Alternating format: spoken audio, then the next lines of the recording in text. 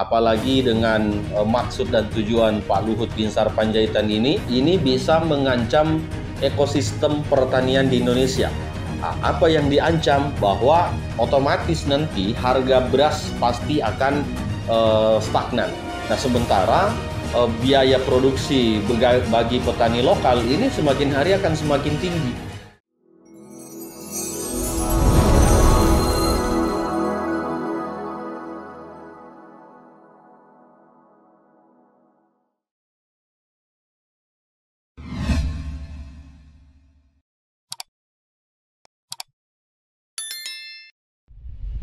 Assalamualaikum warahmatullahi wabarakatuh. Selamat berjumpa kembali bersama saya, Syamsul Umar, praktisi pertanian di channel Maraja Organik.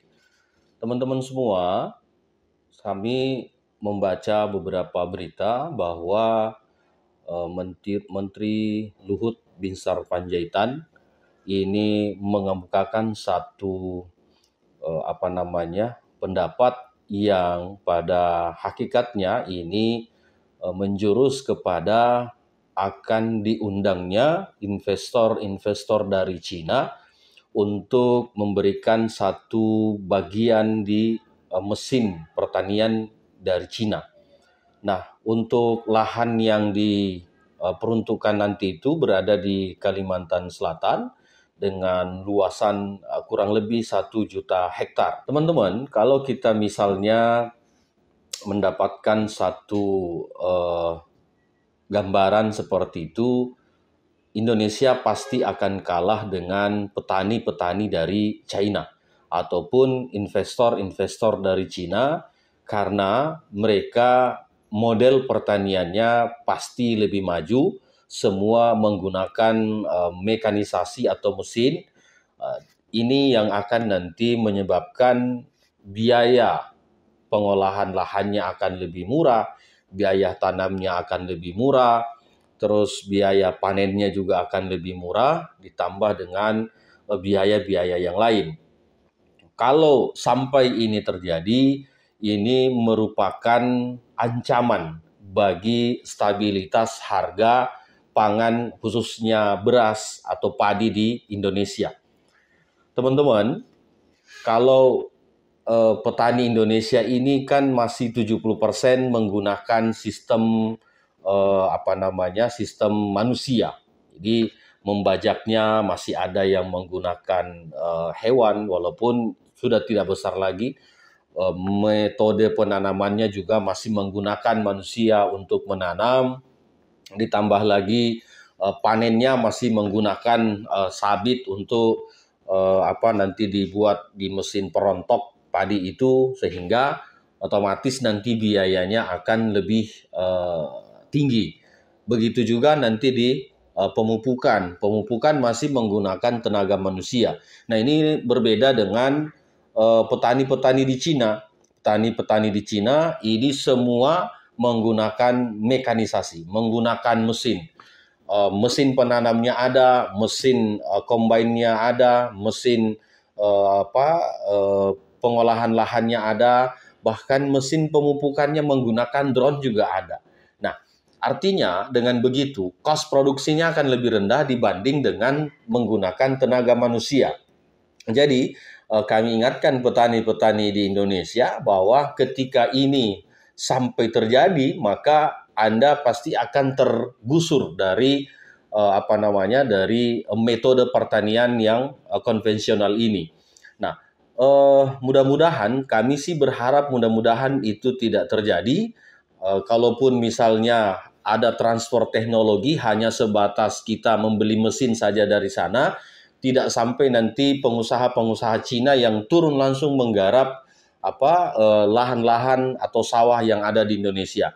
Karena tentu dengan adanya transfer teknologi ini pasti ada orang-orang dari Cina juga yang akan menggarap sawah. Tidak semuanya petani Indonesia, paling petani Indonesia hanya buruh-buruhnya saja. Nah, itu. Jadi sebaiknya teman-teman petani ini mempersiapkan diri bahwa masa globalisasi ini, apalagi dengan maksud dan tujuan Pak Luhut Binsar Panjaitan ini bisa mengancam ekosistem pertanian di Indonesia. Apa yang diancam bahwa otomatis nanti harga beras pasti akan stagnan. Nah, sementara biaya produksi bagi petani lokal ini semakin hari akan semakin tinggi. Nah, itu yang akan terjadi nanti. Walaupun pada hakikatnya pasti dengan masuknya Cina ke Indonesia untuk menggarap sawah di Kalimantan Selatan yang luasannya kurang lebih 1 hektar, kita pasti akan swasembada beras. Kita pasti tidak akan mengimpor lagi beras. Nah, tapi harga beras yang dihasilkan dari para pengusaha-pengusaha China ini pasti akan lebih murah dibanding dengan harga beras-beras yang diproduksi oleh petani lokal kita. Nah, itu tadi. Kenapa demikian? Karena cost produksinya dengan menggunakan mesin, dengan menggunakan teknologi akan lebih rendah dan hasil panennya pasti akan lebih tinggi dibanding dengan petani lokal kita yang masih banyak dengan metode konvensional. Jadi ini kalau terjadi akan berefek dua. Efek positifnya bahwa Indonesia tidak akan lagi mengimpor beras dari negara tetangga. Tetapi efek negatifnya para petani-petani lokal akan tergusur, akan tidak bisa bersaing dengan petani-petani atau metode pertanian yang diterapkan oleh pengusaha-pengusaha Cina. Mereka punya modal, jadi mereka menggunakan mekanisasi, mereka bisa memproduksi pupuk sendiri, mereka bisa memproduksi pestisida sendiri, ditambah lagi mereka bisa membuat harga padi atau beras nanti di Indonesia akan stabil. Tetapi efek sosialnya, ini petani-petani di Kalimantan Selatan pasti akan tergusur dari daerah itu yang tadinya mengolah, karena ada petani ataupun ada mesin dari China, ini pasti akan tergusur. Minimal dia menjadi buruh tani. Yang kedua, stabilitas harga pada petani nanti tidak akan seimbang dengan harga beras yang dihasilkan petani lokal dengan harga beras yang dihasilkan oleh petani modern yang dari China itu. Jadi saya berharap bahwa petani Indonesia ini harus segera mungkin membenah diri, harus segera mungkin memperbaiki sistem pertaniannya di Indonesia.